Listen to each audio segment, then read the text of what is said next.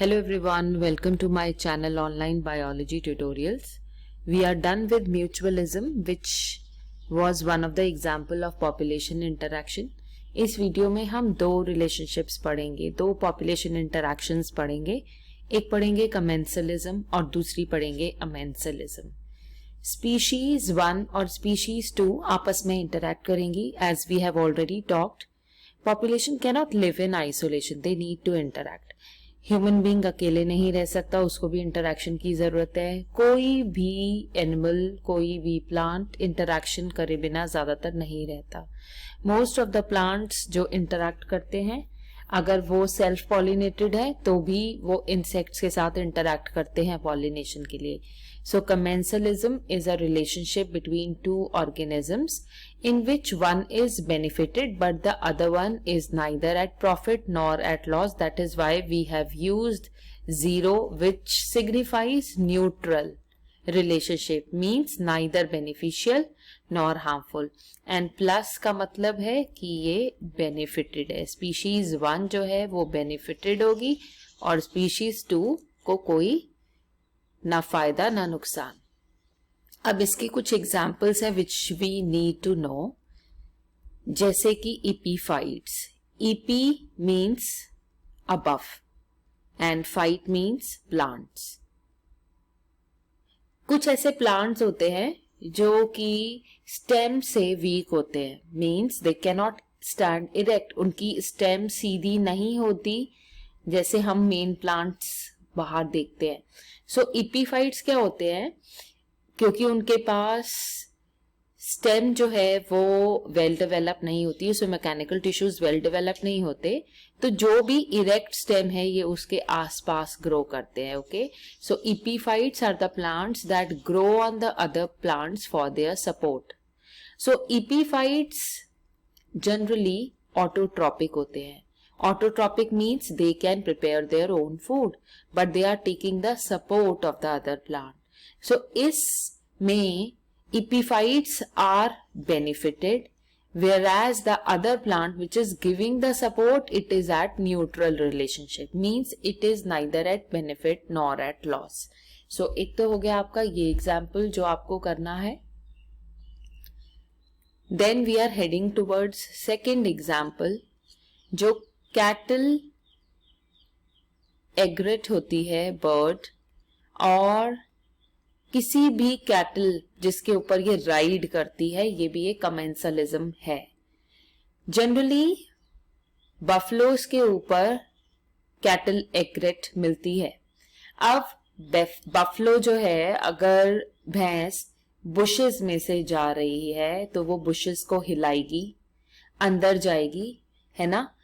अब cattle एग्रेट buffalo के ऊपर ही बैठी होती है, तो एग्रेट को वैसे तो बहुत काम करना पड़ता है, बट क्योंकि वो बफलो के ऊपर राइड कर रही है, तो जब बफलो इधर से उधर जाएगी तो एग्रेट को क्या होगा, एक तो उसकी एनर्जी सेव होगी, जैसे कि वो बुशेस में नहीं जा सकती क्योंकि हो सकता है उसे कोई प्रेडेटर खा ले, तो एग्रेट को इंसेक्ट्स की सप्लाई जो इसे खाने होते हैं वो इजीली मिल जाते हैं. और एग्रेट की क्या होती है, एनर्जी सेविंग भी होती है इसकी बॉडी में, क्योंकि ये खुद नहीं कर रही, रादर ये बैठ के राइड ले रही है. इस रिलेशनशिप में एग्रेट जो है it is benefited, but buffaloes जो हैं they are neither at profit nor at loss. So this relationship also comes in commensalism. Third example जो आपकी बुक में दिया है वो है between sea anemone and clownfish. This is also important.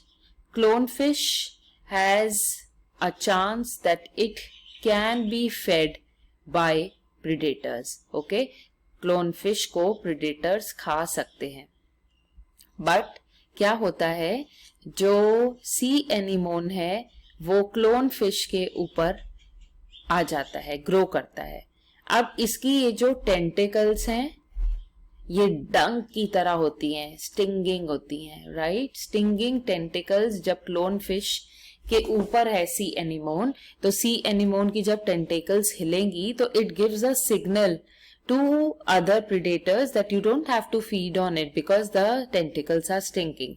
So clownfish को benefit होता है कि ये predator से बच जाती है, खाई नहीं जाती, prey नहीं बनती, right? अब इस relationship में कौन benefited है?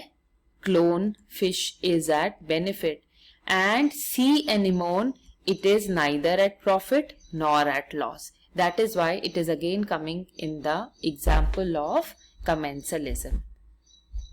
Now, exactly opposite of commensalism is a population interaction that is known as amensalism.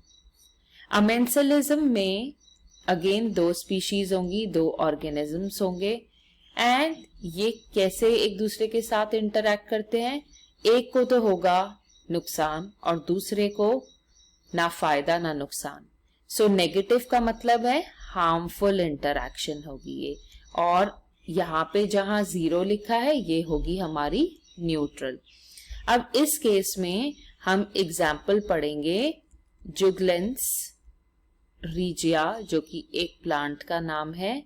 Juglans regia plant है और ये प्लांट क्या करता है?